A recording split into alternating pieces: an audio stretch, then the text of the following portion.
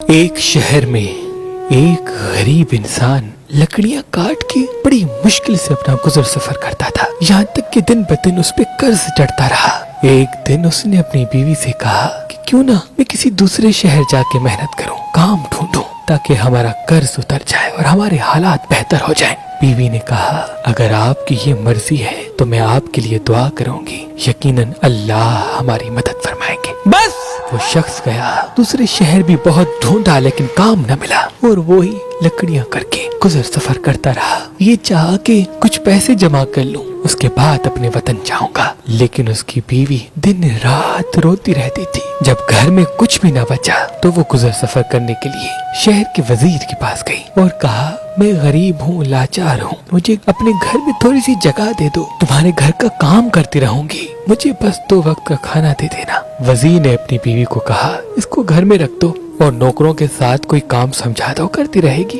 وہ مجبور عورت اس گھر میں کام کرتی رہی اور اپنے میاں کے لیے دعا مانگتی رہی۔ دن مہینوں میں گزرے اور مہینے سال کی طرف بڑھنے لگے، لیکن اس کا میاں نہ آیا۔ ایک رات روتے روتے جب سو جائے تو رات کو امام جعفر صادق علیہ السلام خواب میں آئے، اور وہ عورت دیکھ رہی ہے کہ امام فرما رہے ہیں اے لوگوں بتاؤ آج تاریخ کون سی ہے۔ امام کے ساتھ جو امام کے چاہنے والے تھے ان میں سے کسی نے کہا آج 22 رجب ہے۔ امام نے کہا یاد رکھنا جب کوئی ہمارا چاہنے والا اس رات خلوص دل سے ہماری نظر دلائے اور اللہ سے ہمارے صدقے کوئی دعا مانگے تو اللہ وہ دعا رد نہیں کرتا۔ بس یہ سننا تھا۔ عورت کی آنکھ کھل گئی، فجر کا وقت تھا، وہ دیکھے تو وہ رات 22 رجب کی تھی۔ وہ صبح اٹھ کے امام جعفر صادق علیہ السلام کے نیاز کی جستجو میں لگ گئی، نیاز کیا، دعا مانگی۔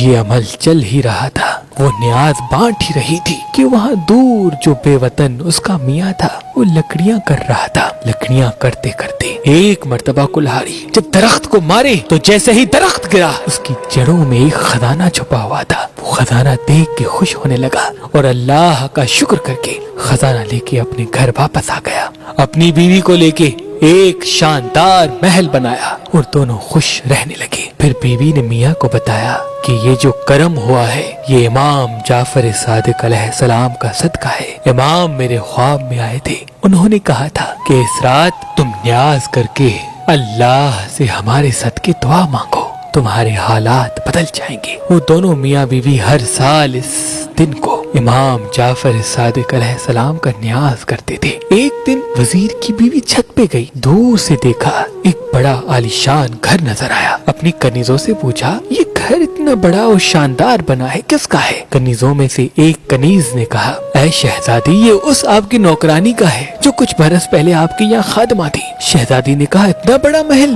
کیسے بنا؟ جاؤ اس کو بلاؤ۔ کنیزیں جاتی ہیں، اس عورت کو بلا کے لاتی ہیں۔ وہ عورت امام جعفر صادق علیہ السلام کا پورا واقعہ، نیاز کا، خواب کا، خلوص دل سے وزیر کی بیوی کو بتاتی ہے کہ امام نے کہا تھا اس تاریخ میری نظر کرو، میں نے دل سے نظر کی، اللہ نے مجھے نواز دیا۔ وہ دل ہی دل میں کہنے لگی اس سے بڑا جھوٹ میں نے کبھی نہیں سنا، یقیناً اس کے میاں نے کہیں سے چوری کی ہوگی اور یہ کہانیاں بنا رہی ہے۔ وہ عورت چلی گئی، لیکن وزیر کی بیوی کے دن بدلنے لگے۔ اچانک سے جو نائب وزیر کے لیے حسد رکھتا تھا اس نے بادشاہ کو بھڑکانا شروع کر دیا اور بادشاہ نے وزیر کو بلا کے پورا حساب مانگا۔ وزیر جب حساب دینے لگا تو حساب صحیح دے نہیں پایا۔ نائب وزیر نے کہا اے بادشاہ سلامت، میں نے کہا تھا نا یہ آپ کی پیٹھ پیچھے آپ کو نقصان پہنچاتا ہے۔ بس بادشاہ کو جلا لایا۔ بادشاہ نے اس وزیر کو نکال دیا اور کہا اب تم حکومت کے محل میں نہیں رہو گے، جاؤ اپنے لیے کوئی اور کام ڈھونڈو۔ وہ وزیر اپنی بیوی کو لے کے شہر سے باہر جا ہی رہا تھا، راستے میں دونوں کو بھوک لگی۔ انہوں نے تربوز خریدا، تربوز اپنے رومال میں بند کر دیا، چاہا کہ کسی ساحل کنارے جا کے کھائیں گے، اور وہاں بادشاہ کا بیٹا جو شکار پہ گیا تھا وہ صبح سے شام تک گھر نہ پہنچا۔ نائب وزیر نے کہا بادشاہ سلامت، مجھے لگتا ہے کہ اس وزیر کو آپ نے نکالا، اس نے کہیں شہزادے کو کوئی نقصان تو نہیں پہنچایا۔ بادشاہ کو غصہ آیا، بادشاہ نے اپنے سپاہیوں کو بھیجا کہ جاؤ دیکھو اس وزیر کو پکڑ کے آؤ، اگر اس نے میرے بیٹے کو نقصان پہنچایا ہے تو میں اسے نہیں چھوڑوں گا۔ بس सिपाही जब उस वजीर के पास आए, पूछा